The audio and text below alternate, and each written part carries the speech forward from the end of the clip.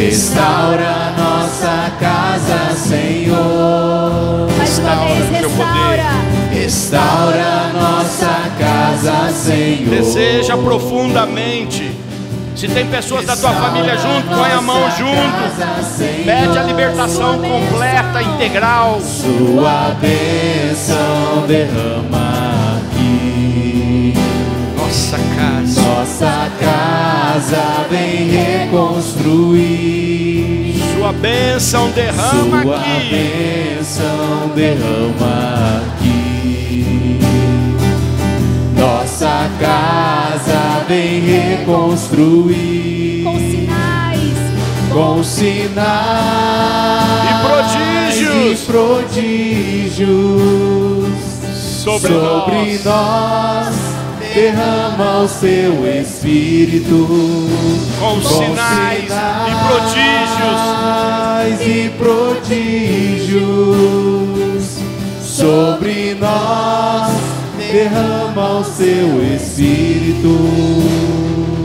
16 anos atrás eu trabalhei, uma arquiteta trabalhou comigo, e um dia, eu conversando com ela, tinha terminado o expediente, e tinha que ser feito, desenvolvido um projeto, e ela ficou até mais tarde, e eu fiquei junto, porque era chefe, não podia largar tudo, e começamos a conversar, e ela foi me contando que a família dizia que uma dos antepassados dela era uma pessoa da nobreza,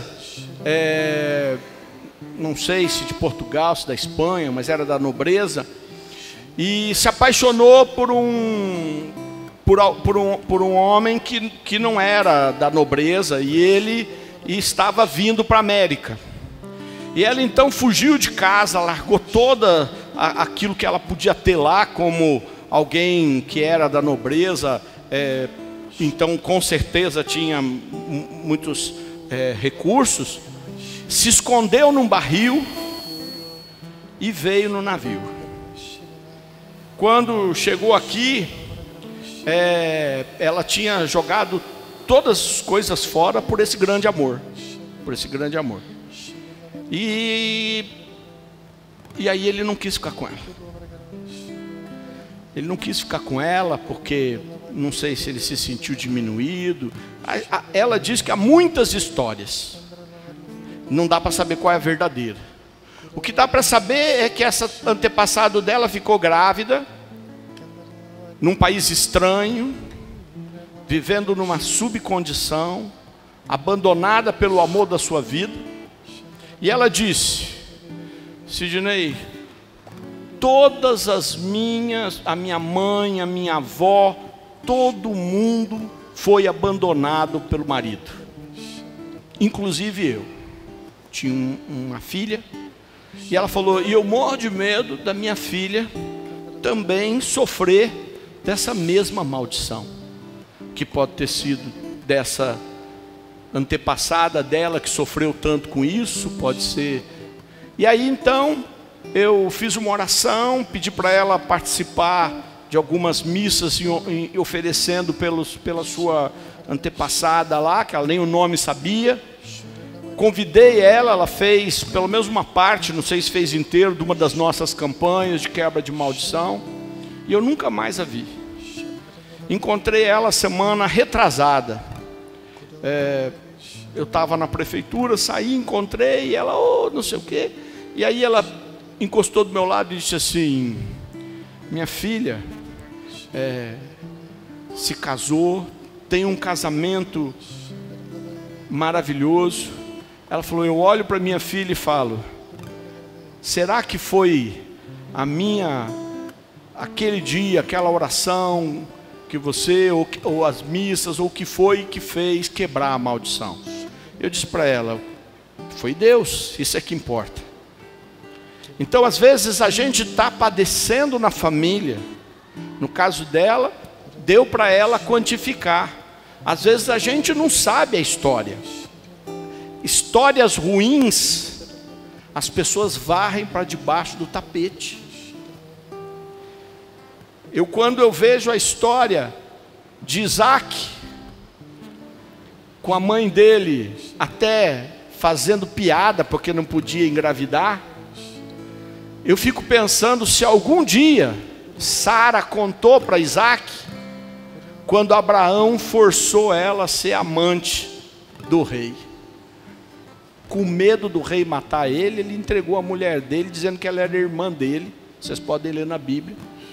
E ela foi morar na casa do rei como uma das concubinas. Até que o rei descobriu, e em vez de matá-lo, o rei mandou ela embora. Imagina o sofrimento que ela passou do marido ter feito isso com ela. Mas eu pergunto, vocês acham que ela contou para o filho amado único? Nas nossas vidas também tem muita história que está debaixo do tapete. E que a gente não vai saber, mas que a gente está debaixo daquela maldição. Simbolicamente, coloque a mão na sua cabeça. As duas mãos, como se fosse uma cobertura, como se fosse um castelo. Feche os teus olhos e peça ao Senhor que, se de alguma maneira existe alguma maldição que navegou gerações, navegou de sofrimento, de ódio, de mágoa, de raiva contra a igreja, de raiva contra o matrimônio, de raiva contra os relacionamentos, de raiva contra as mulheres que às vezes entraram na vida e destruíram aquele lar, de raiva aos homens que destruíram, abandonaram. Eu não sei se na sua vida entrou alguma coisa assim, mas nesse momento daqui para frente, porque na maioria das vezes o que está para trás não dá para recuperar, a não ser por milagres, porque a vida continua. Mas que daqui para frente o poder de Deus liberte de toda essa maldição sobre a sua cabeça, sobre a sua história, sobre seus filhos e filhas que um dia virão, esposa, esposo, qualquer situação que agora você peça ao Senhor essa libertação. E hoje eu quero refletir sobre esse texto do Evangelho de Marcos, no capítulo 13, versículo 24 e seguintes. Evangelho de Marcos, capítulo 13, versículos 24 e seguintes. E aqueles que estão sem a Bíblia, prestem atenção para que a palavra de Deus não seja roubada pelo diabo. O diabo não venha roubar a palavra dele, a palavra de Deus. Naqueles dias, depois dessa tribulação, o sol se escurecerá, a lua não dará o seu resplendor, cairão os astros dos céus, e as forças que estão no céu serão abaladas. Então verão o Filho do Homem voltar sobre as nuvens, com grande poder e glória. Ele enviará os anjos e reunirá os seus escolhidos dos quatro ventos, desde a extremidade da terra até a extremidade do céu. Compreendei por uma comparação tirada da figueira, quando os seus ramos vão ficando tenros e brotam as folhas, sabeis que está perto o verão. Assim também, quando virdes acontecer estas coisas, sabei que o Filho do Homem está próximo às portas. Em verdade vos digo, não passará esta geração sem que tudo isto aconteça. Palavra do Senhor. Olha só, esse texto, ele traz muita controvérsia no mundo teológico, porque afinal, ele não aconteceu, e aquela geração que ouviu da boca de Jesus o seu discurso, já não estão mais entre nós. Não há nenhum deles aí com mais, né? Aliás, eu não conheço ninguém com mais de 100 anos. Mas imagina com 2000 anos, 2017 anos. Conheço ninguém que tenha vivido tanto, que seja daquela geração. Os estudiosos vão explicando. Ah, Jesus falou isso apenas no sentido figurado. Jesus falou muitas parábolas. E muitas das palavras de Jesus eram ensinamentos para que a gente pudesse mudar a nossa vida. Mas a palavra de Deus é verdadeira.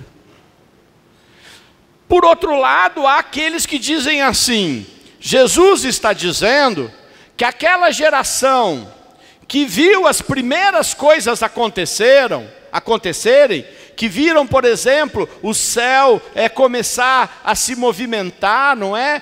Esta geração não vai passar até que tudo isso aconteça. Dizendo assim: quando começar a acontecer essas calamidades, vai ser muito rápido, em muito pouco tempo. E no tempo de uma geração, Jesus já vai estar sobre as nuvens do céu com poder e glória. Os anjos já terão juntado as pessoas de um canto a outro. Vai durar uma geração. Pode ser. É uma interpretação válida. Ela consegue justificar. Mas eu quero colocar uma interrogação. Nós trazemos em nós. Quem não quiser acreditar, não é preciso que acredite, mas não é um ato de fé. Você não precisa acreditar nisso para ser salvo. Você não precisa acreditar nisso para poder ir para o céu. Você não precisa acreditar nisso para mudar de vida. Você precisa acreditar que Jesus morreu pelos teus pecados. Você precisa acreditar que Jesus veio ao mundo, ressuscitou dos mortos e está vivo. Você precisa acreditar que Ele lá no céu, à direita do Pai, vai vir um dia julgar os vivos e os mortos. Você precisa acreditar que Ele lá no céu, aos que creem, dá o seu Espírito Santo, para que o Espírito Santo conduza a nossa vida. Isso você precisa acreditar. Você precisa acreditar que Jesus nasceu de uma mulher que foi a Virgem Maria. Isso você precisa acreditar. O que eu vou falar, você não precisa acreditar. E na verdade eu nem quero que você acredite porque eu digo. Eu quero que você observe e veja. Nós trazemos dentro de nós os nossos antepassados. Essa que é a verdade. Quando a gente está repetindo a vida deles, quando a gente está repetindo as características da personalidade deles, por que a gente está repetindo? Porque elas estão em nós. Porque elas estão em nós. Muitas vezes, às vezes a televisão gosta muito das coisas esotéricas, não gostam do cristianismo. As coisas de Jesus para eles é um perigo. As coisas maravilhosas de Jesus não ganham destaque. As coisas confusas, estranhas, eles gostam, até porque há forças que dominam o mundo de hoje que é contra Jesus. Mas quando eu fico vendo as pessoas dizerem assim: a pessoa procurou lá um tratamento e fez uma regressão com os seus antepassados. Não fez regressão, na verdade já estão dentro de nós todas as nossas heranças, eles estão em nós. Nós aqui trazemos ele. Quantas pessoas sofrem às vezes quando não têm filhos, porque querem ver os filhos darem seguimento às suas histórias? É claro que eu não preciso só ter filhos físicos para dar sequência à história da minha vida, mas certamente está em mim tudo aquilo que os meus antepassados já passaram. Está em semente. E a palavra de Jesus para mim é isso que ela está dizendo. A geração que ouviu Jesus vai ver todas estas coisas. Jesus vindo com poder e glória, Jesus fazendo com que o fim chegue. E um dia vai terminar. Tem gente que não gosta de acreditar nisso, mas vai terminar. E se você tiver um pouquinho de bom senso, é só dar uma olhadinha como é que as coisas estão. Quando você vai dizer paz e tranquilidade, cai a bolsa de valores nos Estados Unidos, que eu não tenho nada com isso. Eu nem sei como funcionam as coisas lá direito. Eu só sei que dói no meu bolso aqui. Mas não era tudo bem? Não era a época que estava para crescer? Quando a gente diz que os homens vão estar em paz, surge um grupo maluco e começa a matar todo mundo, explodir as pessoas, num ódio tremendo e até mesmo por religião. Então é só olhar um pouquinho o mundo, você vai ver que as coisas avançam para um tempo aonde Deus intervirá certamente. Não sei se nessa geração, não sei se na próxima, não sei se na outra ainda, não sei quando vai ser. Eu só sei que todas estas gerações que estão em mim podem ser restauradas pelo poder de Deus, para que daqui para frente a minha vida seja uma vida com menos escravidão, Porque quantas escravidões nós vivemos por causa das coisas que são na nossa vida? Manias. Pergunta para a pessoa do teu lado, você tem alguma mania? Mas não precisa contar que mania é.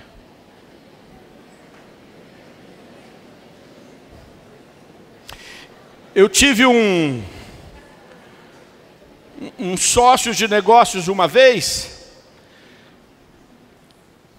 que na sala dele ele punha as canetas tudo um do ladinho da outra assim. Tinha um balcão, e naquele tempo, eu sou engenheiro, a gente participava de concorrências públicas, você precisava ter a documentação impecável para não ser, para de repente não conseguir participar. Ficava as pastas, e às vezes eu abria as pastas, tinha a certidão vencida, a outra certidão que já venceu, ficava 50 certidão, e eu falava, por que a gente não pode ficar só com essa que está boa? Não, assim está organizado, não mexe, Sidney. E se alguém de repente para limpar mexesse, pronto, o dia tinha acabado. Aquele dia eu já sabia que ia ter briga, ele já ia ficar nervoso. Mas eu também tenho minhas manias, eu também tenho meus jeitos, e a gente sem perceber é escravo disso. Vai acabando ficando escravo de tanta coisa que a gente não vive. Tem gente que às vezes de forma até supersticiosa, não sabe por quê, mas se acordou de manhã e levantou do jeito errado, acha que o dia está perdido. E aí, a cabeça daquela pessoa não vê solução. Vocês já viram pessoas assim? Aí já beira a superstição, né? Mas mesmo assim, eu quero dizer para vocês, quantas coisas que nós trazemos que precisa ser liberta. Põe a mão na cabeça do irmão da frente e fala, Jesus, liberta todas essas manias, liberta todas essas heranças, liberta todos esses hábitos que foram se acumulando, todos esses medos que foram se multiplicando, medo de tudo, medo de coisas inexplicáveis, medo de coisas inexplicáveis.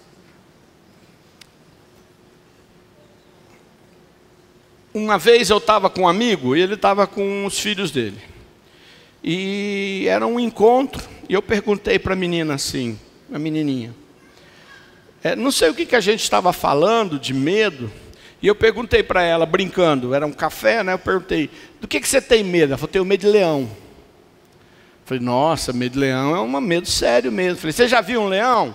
Só na televisão. Eu falei, certo, e você tem medo mesmo? Ela falou, eu tenho medo. Às vezes eu levanto e falo, será que um leão vai vir aqui na minha casa? A gente ri porque é criança. Mas às vezes a gente tem medo de leão que nunca vai chegar na nossa vida.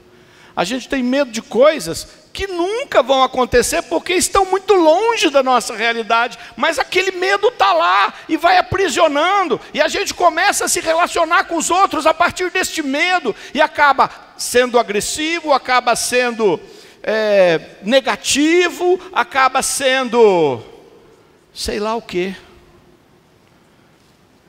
Precisamos que Jesus liberte. Se essas heranças vêm de onde vierem, elas precisam se dissolver. Porque essa é a geração que está dentro de nós e que vai para os nossos filhos, em que vai ver Jesus vindo sobre as nuvens do céu com poder e glória, que vai perceber que as folhas da figueira começaram a florir e o verão está próximo. Se Jesus falou isso, é porque essa geração não terminou. Essa geração não terminou. Ela está aqui dentro. A geração que aguarda Jesus está dentro de você e vai passar para os outros. Esta esperança que precisa de libertação. Põe a mão no seu coração e fala para Jesus: eu preciso ver a tua libertação, Senhor, nesta geração que está em mim e nas gerações que vão vir, todos aqueles que vão receber de mim esta herança.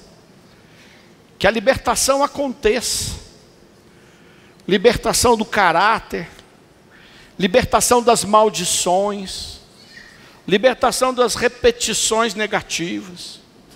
Foi para isso que você morreu, Jesus, para salvar todo mundo.